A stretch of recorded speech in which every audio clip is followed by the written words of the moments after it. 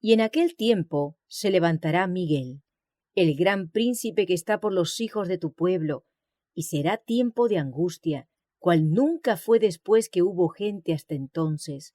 Mas en aquel tiempo será libertado tu pueblo, todos los que se hallaren escritos en el libro. Daniel 12:1. Cuando termine el mensaje del tercer ángel, la misericordia divina no intercederá más por los habitantes culpables de la tierra. El pueblo de Dios habrá cumplido su obra, habrá recibido la lluvia tardía, el refrigerio de la presencia del Señor, y estará preparado para la hora de prueba que le espera. Los ángeles se apuran, van y vienen de acá para allá en el cielo. Un ángel que regresa de la tierra anuncia que su obra está terminada.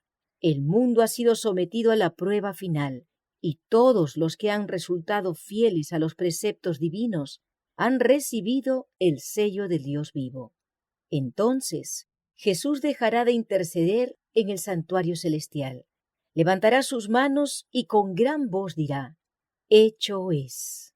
Y todas las huestes de los ángeles depositarán sus coronas mientras Él anuncia en tono solemne: «El que es injusto, sea injusto aún, y el que es sucio, sea sucio aún, y el que es justo, sea justo aún, y el que es santo, sea aún santo». Apocalipsis 22:11. Cada caso ha sido fallado para vida o para muerte. Cristo ha hecho propiciación por su pueblo y borrado sus pecados. El número de sus súbditos está completo. El reino y el señorío y la majestad de los reinos debajo de todo el cielo van a ser dados a los herederos de la salvación, y Jesús va a reinar como Rey de Reyes y Señor de Señores. Cuando Él abandone el santuario, las tinieblas envolverán a los habitantes de la tierra.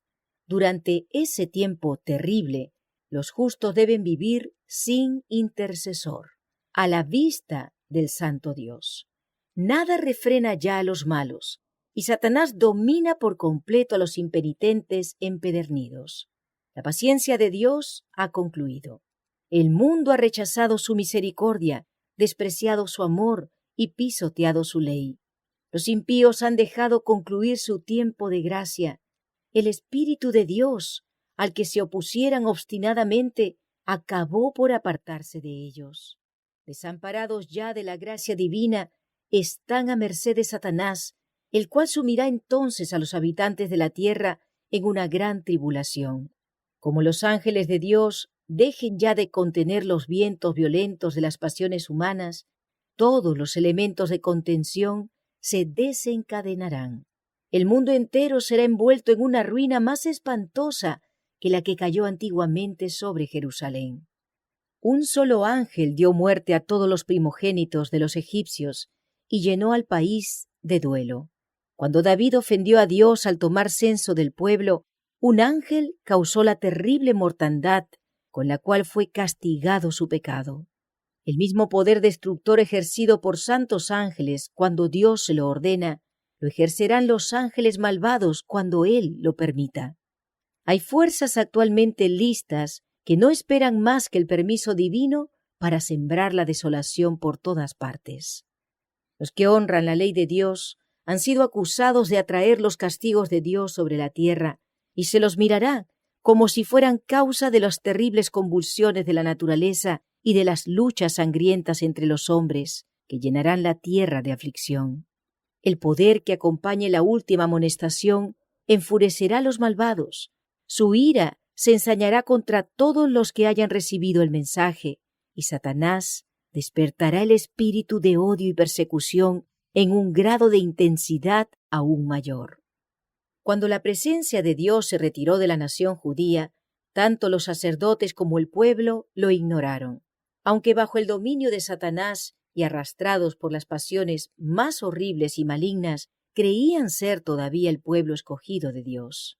Los servicios del templo seguían su curso, se ofrecían sacrificios en los altares profanados, y cada día se invocaba la bendición divina sobre un pueblo culpable de la sangre del Hijo amado de Dios y que trataba de matar a sus ministros y apóstoles.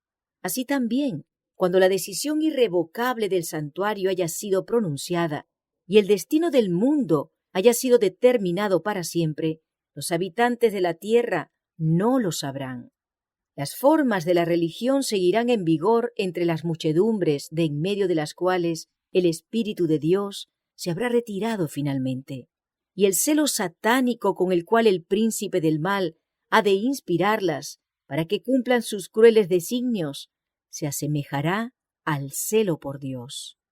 Una vez que el sábado llega a ser el punto especial de controversia en toda la cristiandad y las autoridades religiosas y civiles se unan para imponer la observancia del domingo, la negativa persistente por parte de una pequeña minoría de ceder a la exigencia popular la convertirá en objeto de execración universal. Se demandará con insistencia que no se tolere a los pocos que se oponen a una institución de la Iglesia y a una ley del Estado, pues vale más que esos pocos sufran y no que naciones enteras sean precipitadas a la confusión y anarquía. Este mismo argumento fue presentado contra Cristo hace 1800 años por los príncipes del pueblo. «Nos conviene», dijo el astuto Caifás, «que un hombre muera por el pueblo y no que toda la nación se pierda». Juan 11:50. Este argumento parecerá concluyente y finalmente se expedirá contra todos los que santifiquen el sábado un decreto que los declare merecedores de las penas más severas y autorice al pueblo para que, pasado cierto tiempo, los mate. El romanismo en el Viejo Mundo y el protestantismo apóstata en la América del Norte actuarán de la misma manera contra los que honren todos los preceptos divinos. El pueblo de Dios se verá entonces sumido en las escenas de aflicción y angustia descritas por el profeta y llamadas el tiempo de la apretura de Jacob. Porque así ha dicho Jehová: hemos oído voz de temblor, espanto y no paz. Hanse tornado pálidos todos los rostros. ¡Ah, cuán grande es aquel día!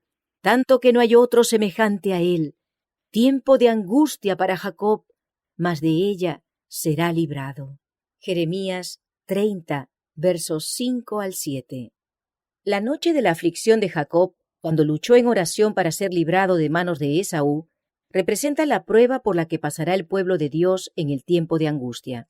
Debido al engaño practicado para asegurarse la bendición que su padre intentaba dar a Esaú, Jacob había huido para salvar su vida, atemorizado por las amenazas de muerte que profería su hermano. Después de haber permanecido muchos años en el destierro, se puso en camino por mandato de Dios para regresar a su país, con sus mujeres, sus hijos, sus rebaños y sus ganados. Al acercarse a los términos del país, se llenó de terror al tener noticia de que Esaú se acercaba al frente de una compañía de guerreros, sin duda para vengarse de él. Los que acompañaban a Jacob, sin armas e indefensos, parecían destinados a caer irremisiblemente víctimas de la violencia y la matanza. A esta angustia y a este temor que lo tenían abatido, se agregaba el peso abrumador de los reproches que se hacía a sí mismo, pues era su propio pecado el que le había puesto a él y a los suyos en semejante trance. Su única esperanza se cifraba en la misericordia de Dios. Su único amparo debía ser la oración. Sin embargo, hizo cuanto estuvo de su parte para dar reparación a su hermano por el agravio que le había inferido y para evitar el peligro que le amenazaba. Así deberán hacer los discípulos de Cristo al acercarse el tiempo de angustia. Procurar que el mundo los conozca bien, a fin de desarmar los prejuicios y evitar los peligros que amenazan la libertad de conciencia. Después de haber despedido a su familia para que no presenciara su angustia, Jacob permaneció solo para interceder con Dios. Confiesa su pecado y reconoce agradecido la bondad de Dios para con él, a la vez que, humillándose profundamente, invoca en su favor el pacto hecho con sus padres y las promesas que le fueron hechas a él mismo en su visión en Betel y en tierra extraña. Llegó la hora crítica de su vida. Todo está en peligro. En las tinieblas y en la soledad sigue orando y humillándose ante Dios. De pronto, una mano se apoya en su hombro. Se le figura que un enemigo va a matarle y con toda la energía de la desesperación lucha con él. Cuando el día empieza a rayar, El desconocido hace uso de su poder sobrenatural. Al sentir su toque, el hombre fuerte parece quedar paralizado y cae impotente, tembloroso y suplicante sobre el cuello de su misterioso antagonista. Jacob sabe entonces que es con el ángel de la alianza con quien ha luchado. Aunque incapacitado y presa de los más agudos dolores, no ceja en su propósito. Durante mucho tiempo ha sufrido perplejidades, remordimientos y angustia a causa de su pecado. Ahora debe obtener la seguridad de que ha sido perdonado. El visitante celestial parece estar por marcharse, pero Jacob se aferra a él y le pide su bendición. El ángel le insta: «Suéltame, que ya raya el alba». Pero el patriarca exclama: «No te soltaré hasta que me hayas bendecido». ¡Qué confianza, qué firmeza y qué perseverancia las de Jacob! Si estas palabras le hubiesen sido dictadas por el orgullo y la presunción, Jacob hubiera caído muerto. Pero lo que se las inspiraba era más bien la seguridad del que confiesa su flaqueza e indignidad y sin embargo confía en la misericordia de un Dios que cumple su pacto. Luchó con el ángel y prevaleció. Mediante la humillación, el arrepentimiento y la sumisión, aquel mortal pecador y sujeto al error prevaleció sobre la majestad del cielo.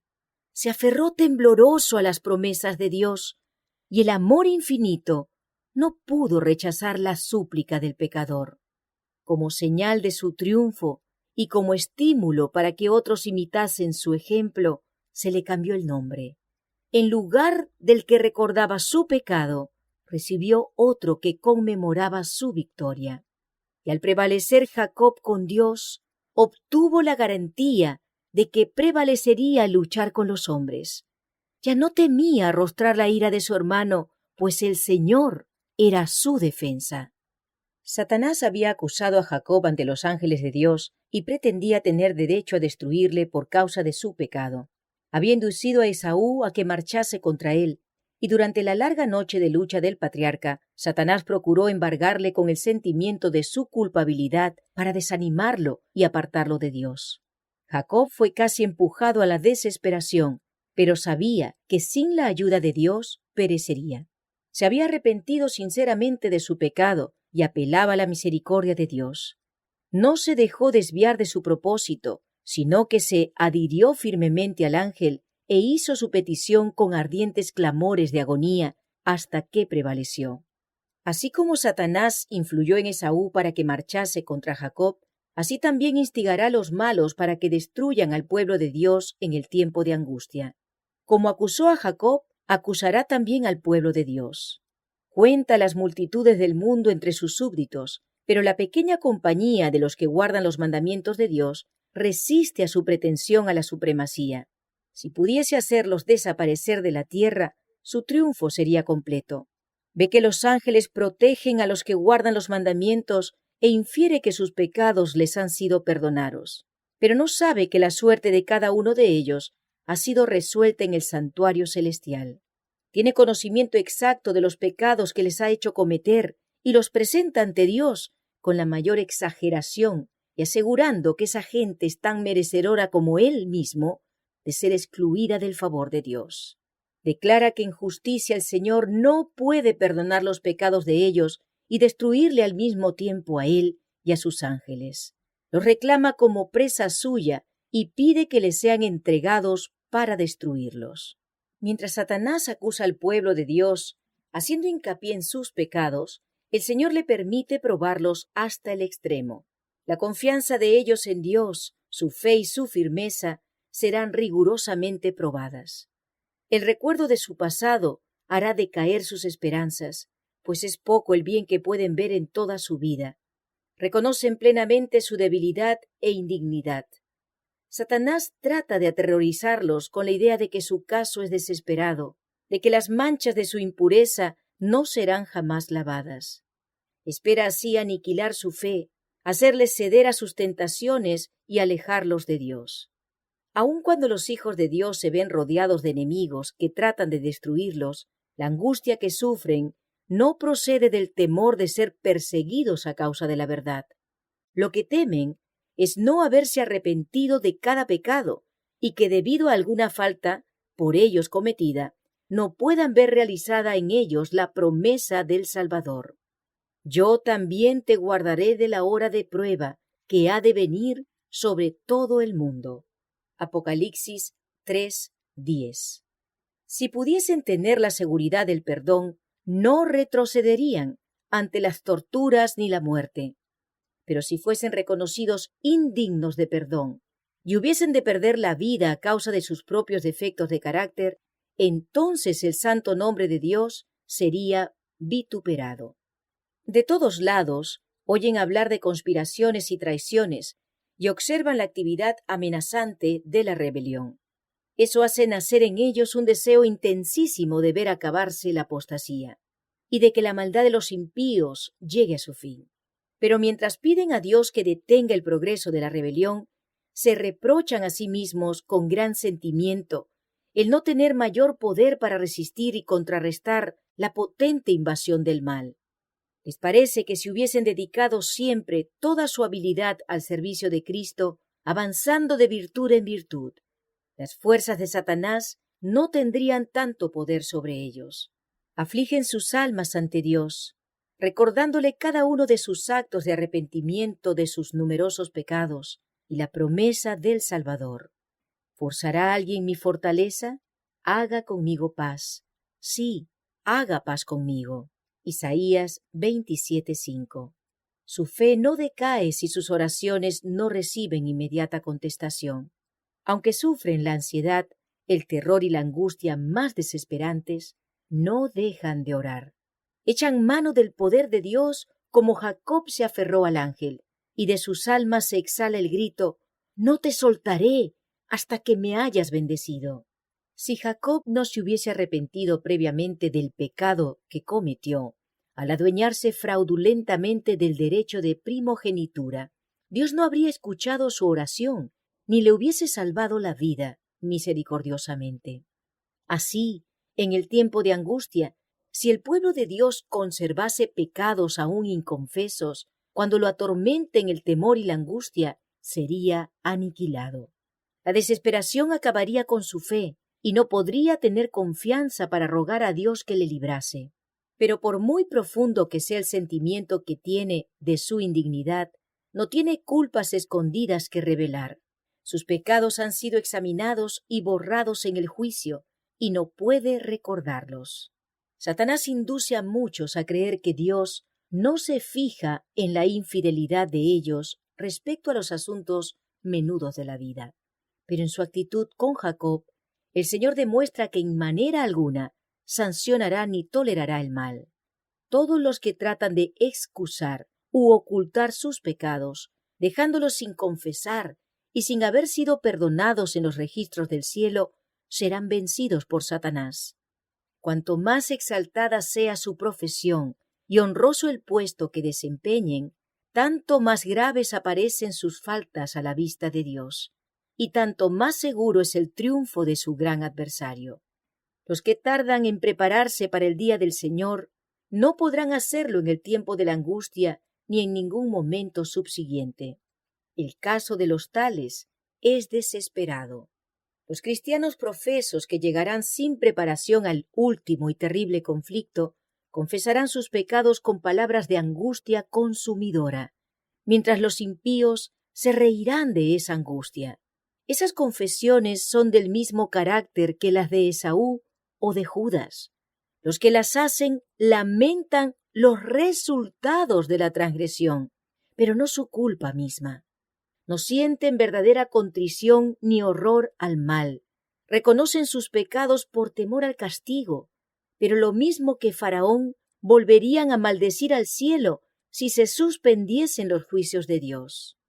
La historia de Jacob nos da además la seguridad de que Dios no rechazará a los que han sido engañados, tentados y arrastrados al pecado, pero que hayan vuelto a Él con verdadero arrepentimiento. Mientras Satanás trata de acabar con esta clase de personas, Dios enviará sus ángeles para consolarlas y protegerlas en el tiempo de peligro. Los asaltos de Satanás son feroces y resueltos, sus engaños terribles, pero el ojo de Dios descansa sobre su pueblo y su oído escucha su súplica.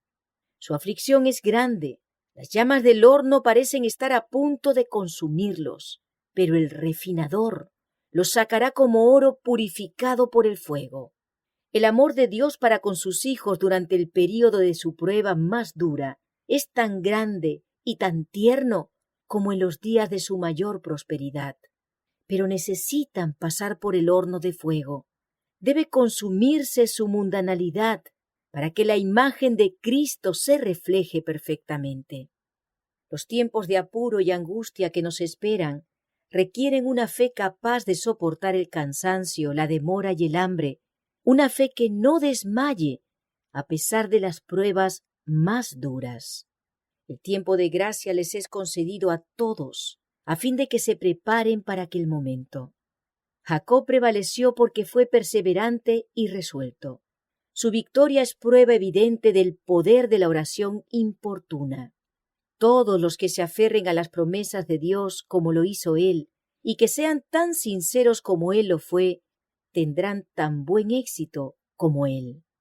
Los que no están dispuestos a negarse a sí mismos, a luchar desesperadamente ante Dios y a orar mucho y con empeño para obtener su bendición, no lo conseguirán.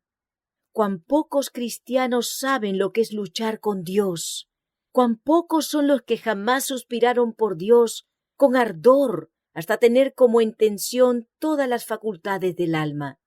Cuando olas de indecible desesperación envuelven al suplicante, cuán raro es verle atenerse con fe inquebrantable a las promesas de Dios.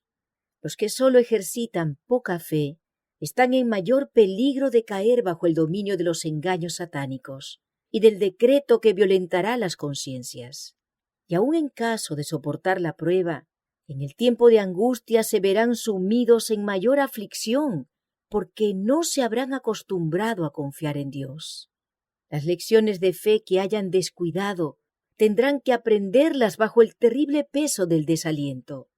Deberíamos aprender ahora a conocer a Dios, poniendo a prueba sus promesas. Los ángeles toman nota de cada oración ferviente y sincera.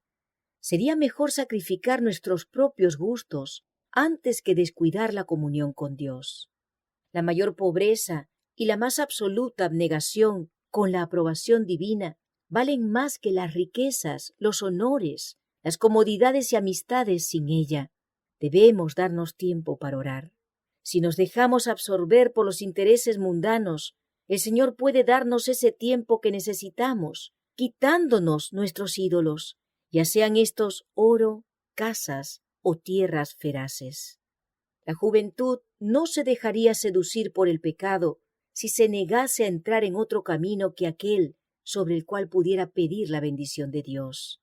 Si los que proclaman la última solemne amonestación al mundo rogasen por la bendición de Dios, no con frialdad e indolencia, sino con fervor y fe como lo hizo Jacob, encontrarían muchas ocasiones en que podrían decir: «Vi a Dios cara a cara, y fue librada mi alma». Serían considerados como príncipes en el cielo, con poder para prevalecer con Dios y los hombres. El tiempo de angustia, cual nunca fue después que hubo gente, se iniciará pronto. Y para entonces necesitaremos tener una experiencia que hoy por hoy no poseemos, y que muchos no pueden lograr debido a su indolencia. Sucede muchas veces que los peligros que se esperan no resultan tan grandes como uno se los había imaginado. Pero este no es el caso respecto de la crisis que nos espera. La imaginación más fecunda no alcanza a darse cuenta de la magnitud de tan dolorosa prueba. En aquel tiempo de tribulación, cada alma deberá sostenerse por sí sola ante Dios. Si Noé, Daniel y Job estuvieren en el país, vivo yo, dice Jehová el Señor, que ni a hijo ni a hija podrán ellos librar por su justicia, tan solo a sus propias almas librarán. Ahora, mientras que nuestro gran sumo sacerdote está haciendo propiciación por nosotros, Debemos tratar de llegar a la perfección en Cristo.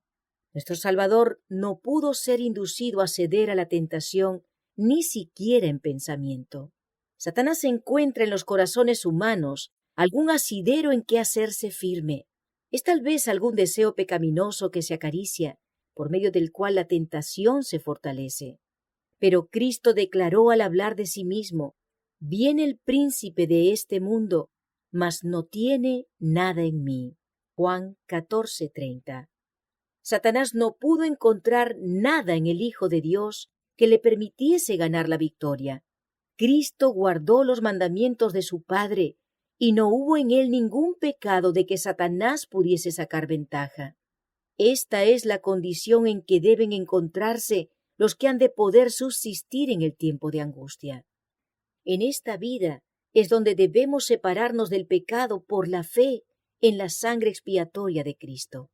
Nuestro amado Salvador nos invita a que nos unamos a Él, a que unamos nuestra flaqueza con su fortaleza, nuestra ignorancia con su sabiduría, nuestra indignidad con sus méritos. La providencia de Dios es la escuela en la cual debemos aprender a tener la mansedumbre y humildad de Jesús. El Señor nos está presentando siempre, no el camino que escogeríamos y que nos parecería más fácil y agradable, sino el verdadero, el que lleva a los fines verdaderos de la vida. De nosotros está, pues, que cooperemos con los factores que Dios emplea en la tarea de conformar nuestros caracteres con el modelo divino. Nadie puede descuidar o aplazar esta obra sin grave peligro para su alma. El apóstol San Juan, estando en visión, oyó una gran voz que exclamaba en el cielo: «¡Ay de los moradores de la tierra y del mar! Porque el diablo ha descendido a vosotros teniendo grande ira, sabiendo que tiene poco tiempo». Apocalipsis 12:12. Espantosas son las escenas que provocaron esta exclamación de la voz celestial. La ira de Satanás crece a medida que se va acercando el fin, y su obra de engaño y destrucción culminará durante el tiempo de angustia. Pronto aparecerán en el cielo signos pavorosos de carácter sobrenatural, en prueba del poder milagroso de los demonios. Los espíritus de los demonios irán en busca de los reyes de la tierra y por todo el mundo para aprisionar a los hombres con engaños e inducirlos a que se unan a Satanás en su última lucha contra el gobierno de Dios. Mediante estos agentes, tanto los príncipes como los súbditos serán engañados. Surgirán entes que se darán por el mismo Cristo y reclamarán los títulos y el culto que pertenecen al Redentor del mundo. Harán curaciones milagrosas y asegurarán haber recibido del cielo revelaciones contrarias al testimonio de las Sagradas Escrituras.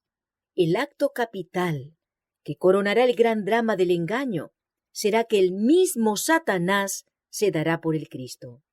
Hace mucho que la Iglesia profesa esperar el advenimiento del Salvador como consumación de sus esperanzas. Pues bien, el gran engañador simulará que Cristo habrá venido. En varias partes de la tierra, Satanás se manifestará a los hombres como ser majestuoso, de un brillo deslumbrador, parecido a la descripción que del Hijo de Dios da San Juan en el Apocalipsis. Apocalipsis 1, versos 13 al 15. La gloria que le rodee superará cuanto hayan visto los ojos de los mortales. El grito de triunfo repercutirá por los aires. ¡Cristo ha venido! ¡Cristo ha venido! El pueblo se postrará en adoración ante Él, mientras levanta sus manos y pronuncia una bendición sobre ellos, como Cristo bendecía a sus discípulos cuando estaba en la tierra.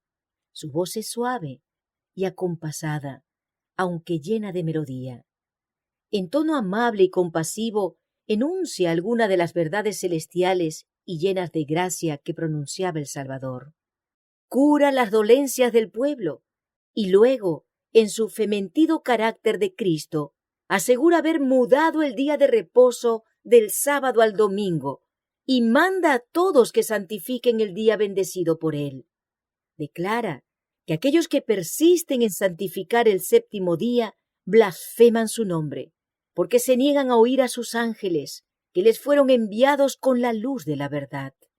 Es el engaño más poderoso y resulta casi irresistible. Como los samaritanos fueron engañados por Simón el mago, así también las multitudes, desde los más pequeños hasta los mayores, creen ese sortilegio y dicen: «Este es el poder de Dios llamado grande». Hechos 8:10. Pero el pueblo de Dios no se extraviará. Las enseñanzas del falso Cristo no están de acuerdo con las Sagradas Escrituras. Su bendición va dirigida a los que adoran la bestia y su imagen, precisamente aquellos sobre quienes dice la Biblia que la ira de Dios será derramada sin mezcla. Además, no se le permitirá a Satanás contrahacer la manera en que vendrá Jesús. El Salvador previno a su pueblo contra este engaño y predijo claramente cómo será su segundo advenimiento, porque se levantarán falsos cristos y falsos profetas, y darán señales grandes y prodigios, de tal manera que engañarán, si es posible, aún a los escogidos. Así que si os dijeren: «He aquí en el desierto está», no salgáis. «He aquí en las cámaras», no creáis. Porque como el relámpago que sale del oriente y se muestra hasta el occidente, así será también la venida del Hijo del Hombre. Mateo 24, 24 al 27 y 31. No se puede remedar semejante aparición. Todos la conocerán y el mundo entero la presenciará. Solo los que hayan estudiado diligentemente las Escrituras y hayan recibido el amor de la verdad en sus corazones serán protegidos de los poderosos engaños que cautivarán al mundo. Merced al testimonio bíblico, descubrirán al engañador bajo su disfraz. El tiempo de prueba llegará para todos. Por medio de la criba de la tentación se reconocerá a los verdaderos cristianos. ¿Se sienten los hijos de Dios actualmente bastante firmes en la palabra divina para no ceder al testimonio de sus sentidos? ¿Se atendrán ellos en semejante crisis a la Biblia y a la Biblia sola? Si ello les resulta posible, Satanás les impedirá que logren la preparación necesaria para estar firmes en aquel día. Dispondrá las cosas de modo que el camino les esté obstruido, los aturdirá con bienes terrenales, les hará llevar una carga pesada y abrumadora para que sus corazones se sientan recargados con los cuidados de esta vida y que el día de la prueba los sorprenda como ladrón. Cuando el decreto promulgado por los diversos príncipes y dignatarios de la cristiandad contra los que observan los mandamientos suspenda la protección y las garantías del gobierno y los abandone a los que tratan de aniquilarlos, el pueblo de Dios huirá de las ciudades y de los pueblos y se unirá en grupos para vivir en los lugares más desiertos y solitarios. Muchos encontrarán refugio en puntos de difícil acceso en las montañas, como los cristianos de los valles del Piamonte convertirán los lugares elevados de la tierra en santuarios suyos y darán gracias a Dios por las fortalezas de rocas. Isaías 33, 16. Pero muchos seres humanos de todas las naciones y de todas clases, grandes y pequeños, ricos y pobres, negros y blancos, serán arrojados en la más injusta y cruel servidumbre. Los amados de Dios pasarán días penosos, encadenados, encerrados en cárceles, sentenciados a muerte, algunos abandonados adrede para morir de hambre y sed, en sombríos y repugnantes calabozos. Ningún oído humano escuchará sus lamentos, ninguna mano humana se aprontará a socorrerlos. ¿Olvidará el Señor a su pueblo en esa hora de prueba? ¿Olvidó acaso al fiel Noé cuando sus juicios cayeron sobre el mundo antediluviano? ¿Olvidó acaso a Lot cuando cayó fuego del cielo para consumir las ciudades de la llanura? ¿Se olvidó de José cuando estaba rodeado de idólatras en Egipto? ¿O de Elías cuando el juramento de Jezabel le amenazaba con la suerte de los profetas de Baal? ¿Se olvidó de Jeremías en el oscuro y húmedo pozo en donde había sido echado? ¿Se olvidó acaso de los 3 jóvenes en el horno ardiente o de Daniel en el foso de los leones? Sión, empero, ha dicho: me ha abandonado Jehová, y el Señor se ha olvidado de mí. ¿Se olvidará acaso la mujer de su niño mamante, de modo que no tenga compasión del hijo de sus entrañas? Aún las tales le pueden olvidar, mas no me olvidaré yo de ti. He aquí, sobre las palmas de mis manos te traigo esculpida. Isaías 49, 14 al 16. El Señor de los ejércitos ha dicho: aquel que os toca a vosotros, le toca a él en la niña de su ojo. Zacarías 2, 8. Aunque los enemigos los arrojen a la cárcel, las paredes de los calabozos no pueden interceptar la comunicación entre sus almas y Cristo. Aquel que conoce todas sus debilidades, que ve todas sus pruebas, está por encima de todos los poderes de la tierra, y acudirán ángeles a sus celdas solitarias, trayéndoles luz y paz del cielo. La prisión se volverá palacio, pues allí moran los que tienen mucha fe, y los lóbregos muros serán alumbrados con luz celestial, como cuando Pablo y Silas oraron y alabaron a Dios a medianoche en el calabozo de Filipos. Los juicios de Dios caerán sobre los que traten de oprimir y aniquilar a su pueblo. Su paciencia para con los impíos da a éstos alas en sus transgresiones, pero su castigo no será menos seguro ni terrible por mucho que haya tardado en venir. Jehová se levantará como en el monte Perasim, y se indignará como en el valle de Gabaón, para hacer su obra extraña, y para ejecutar su acto extraño. Isaías 28, 21. Para nuestro Dios misericordioso, la tarea de castigar resulta extraña.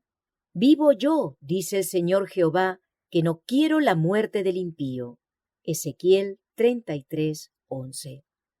El Señor es compasivo y clemente, lento en iras y grande en misericordia y en fidelidad, que perdona la iniquidad, la transgresión y el pecado.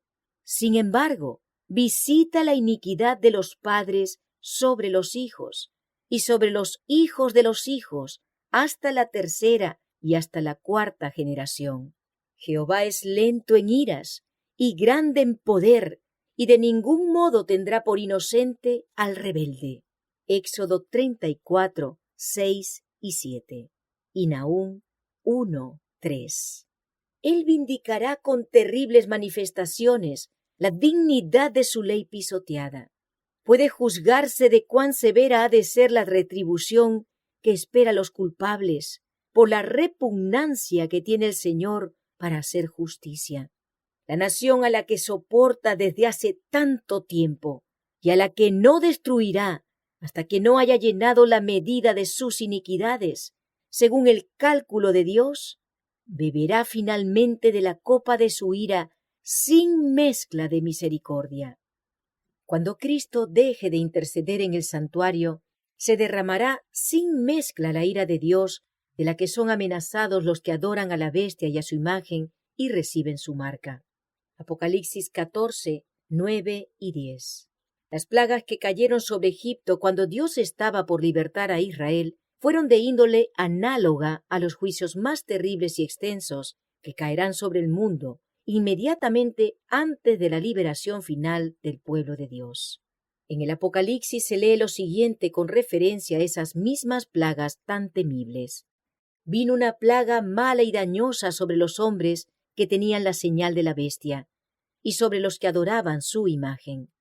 El mar se convirtió en sangre como de un muerto, y toda alma viviente fue muerta en el mar. También los ríos y las fuentes de las aguas se convirtieron en sangre. Por terribles que sean estos castigos, la justicia de Dios está plenamente vindicada. El ángel de Dios declara: Justo eres tú, oh Señor, porque has juzgado estas cosas, porque ellos derramaron la sangre de los santos y de los profetas, también tú les has dado a beber sangre, pues lo merecen. Apocalipsis 16, 2 al 6. Al condenar a muerte al pueblo de Dios, los que lo hicieron son tan culpables de su sangre como si la hubiesen derramado con sus propias manos. Del mismo modo, Cristo declaró que los judíos de su tiempo eran culpables de toda la sangre de los santos varones que había sido derramada desde los días de Abel, pues estaban animados del mismo espíritu y estaban tratando de hacer lo mismo que los asesinos de los profetas. En la plaga que sigue, se le da poder al sol para quemar a los hombres con fuego. Y los hombres se quemaron con el grande calor. Apocalipsis 14, versos 8 y 9. Los profetas describen cómo sigue el estado de la tierra en tan terrible tiempo. El campo fue destruido, enlutóse la tierra, porque se perdió la mies del campo. Secáronse todos los árboles del campo, por lo cual se secó el gozo de los hijos de los hombres. El grano se pudrió debajo de sus terrones, los bastimentos fueron asolados. Cuánto gimieron las bestias, cuán turbados anduvieron los hatos de los bueyes, porque no tuvieron pastos.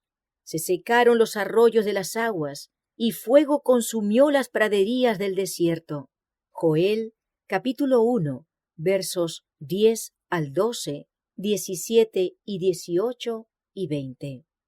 Y los cantores del templo aullarán en aquel día, dice el Señor Jehová. Muchos serán los cuerpos muertos, en todo lugar echados serán en silencio.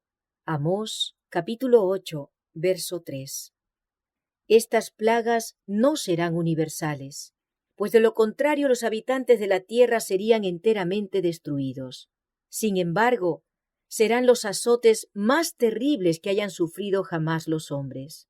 Todos los juicios que cayeron sobre los hombres antes del fin del tiempo de gracia fueron mitigados con misericordia.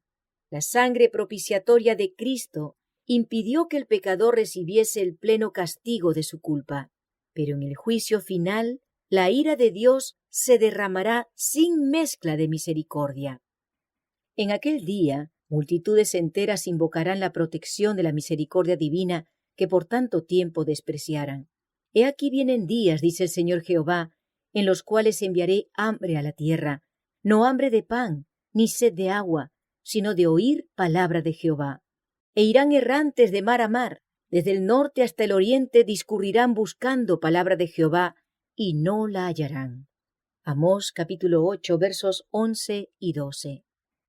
El pueblo de Dios no quedará libre de padecimientos, pero aunque perseguido y acongojado, y aunque sufra privaciones y falta de alimento, no será abandonado para perecer.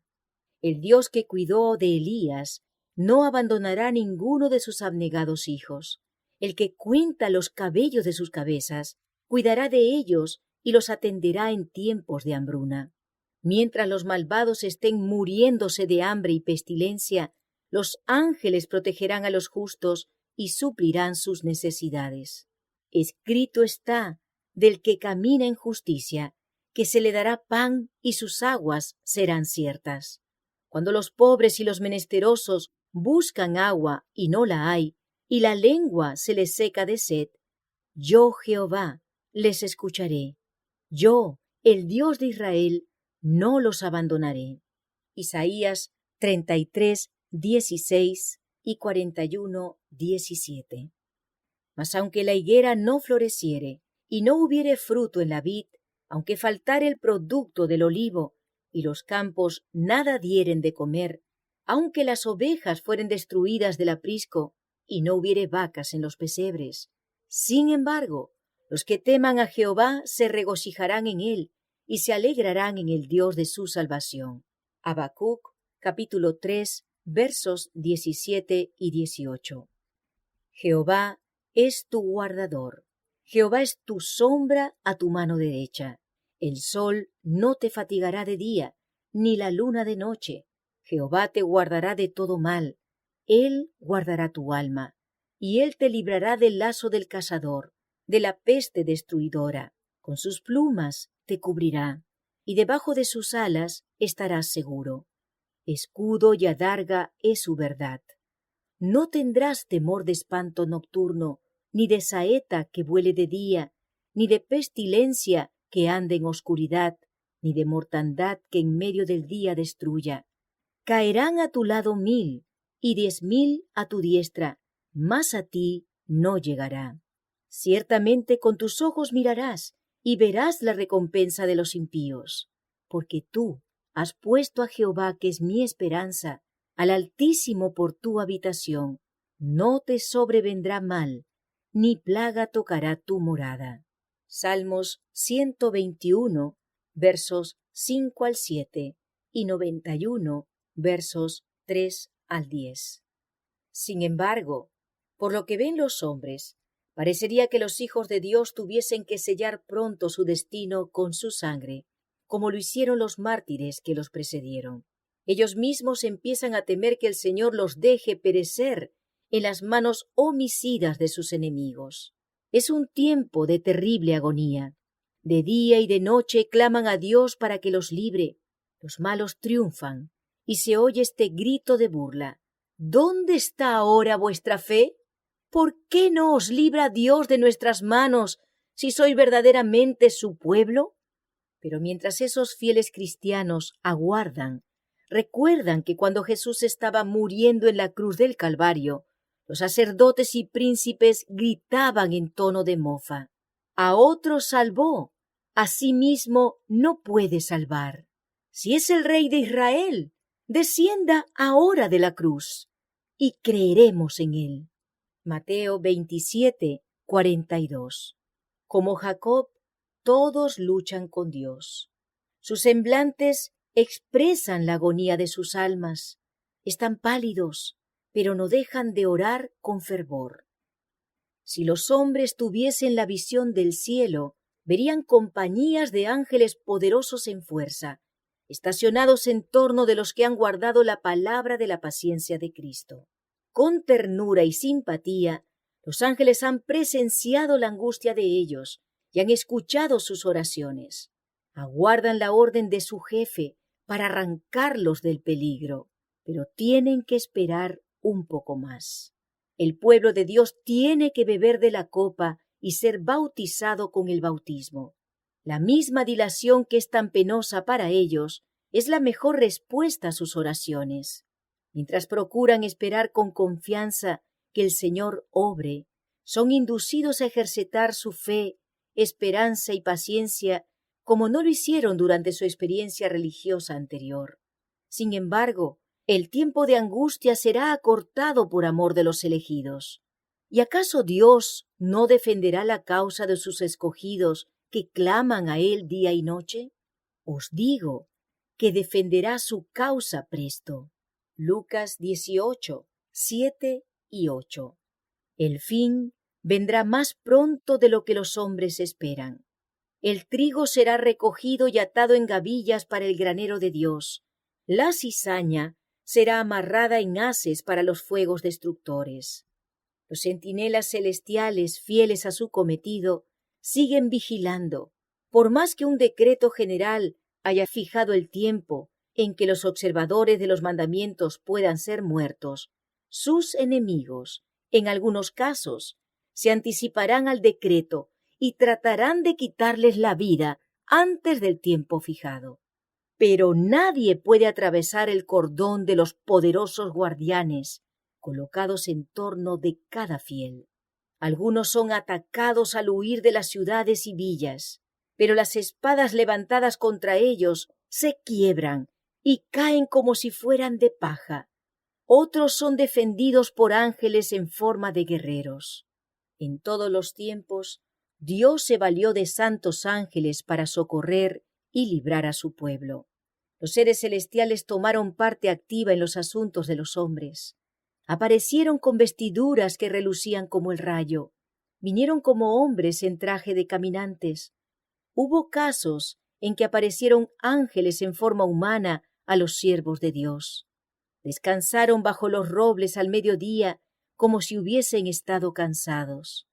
Aceptaron la hospitalidad en hogares humanos, sirvieron de guías a viajeros extraviados. Con sus propias manos encendieron los fuegos del altar. Abrieron las puertas de las cárceles y libertaron a los siervos del Señor.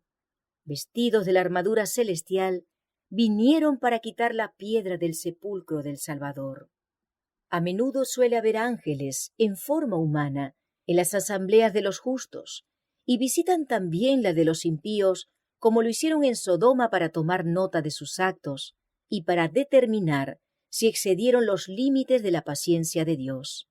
El Señor se complace en la misericordia, así que por causa de los pocos que le sirven verdaderamente, mitiga las calamidades y prolonga el estado de tranquilidad de las multitudes.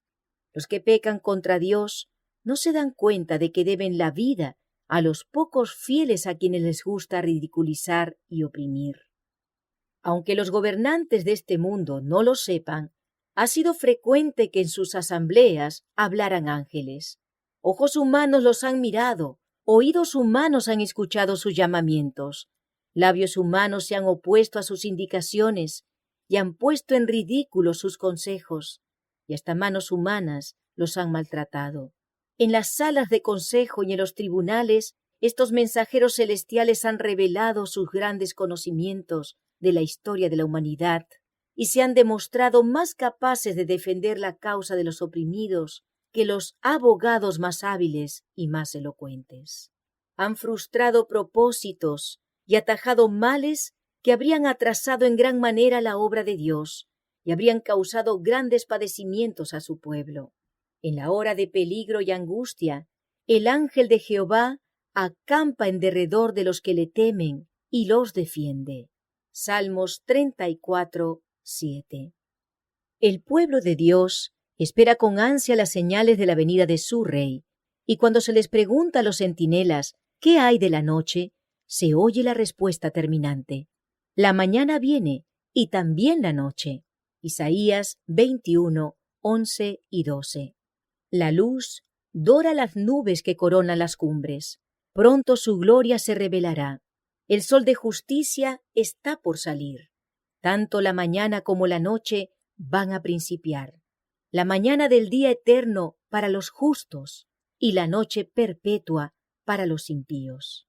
Mientras el pueblo militante de Dios dirige con empeño sus oraciones a Dios, el velo que los separa del mundo invisible parece estar casi descorrido. Los cielos se encienden con la aurora del día eterno, y cual melodía de cánticos angélicos llegan a sus oídos las palabras: manteneos firmes en vuestra fidelidad. Ya os llega ayuda.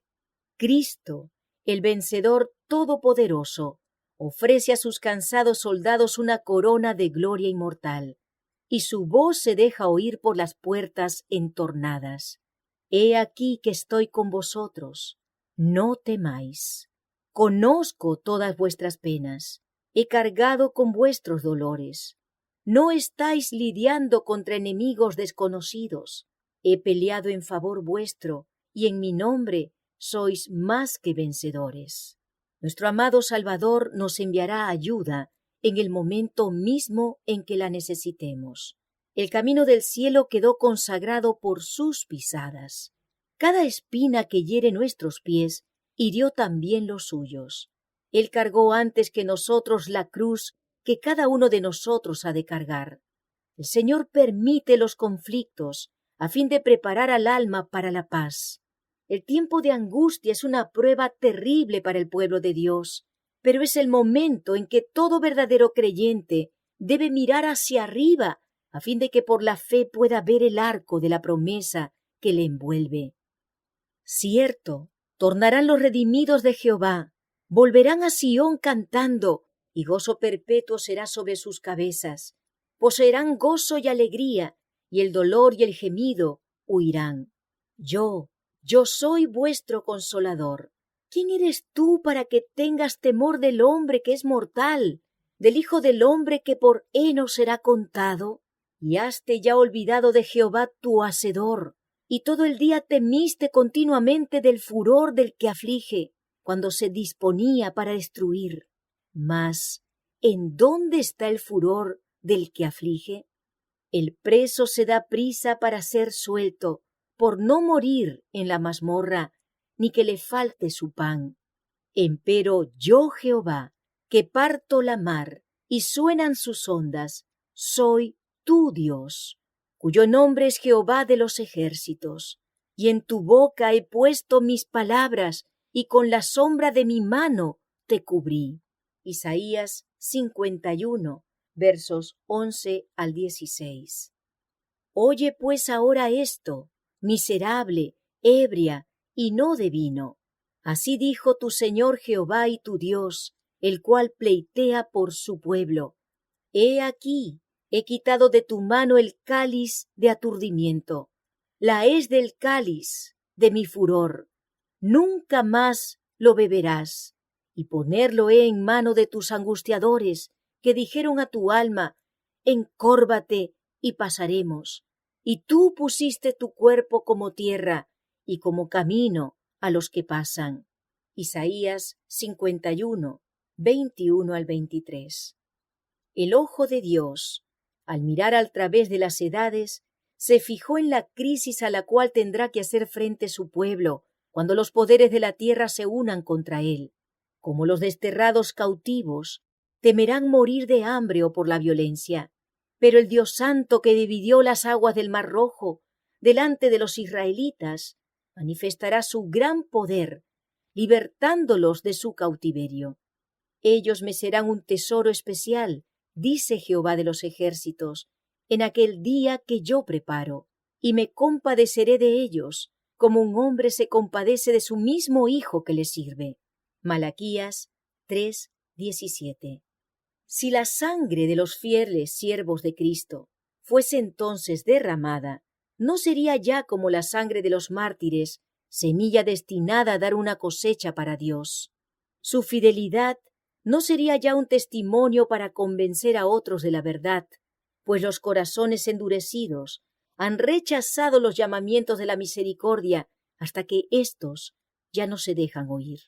Si los justos cayesen entonces presa de sus enemigos, sería un triunfo para el príncipe de las tinieblas. El salmista dice, me esconderá en su pabellón en el día de calamidad, me encubrirá en lo recóndito de su tabernáculo. Salmos 27:5. Cristo ha dicho, ven, pueblo mío, entra en tus aposentos, cierra tus puertas sobre ti, escóndete por un corto momento, hasta que pase la indignación.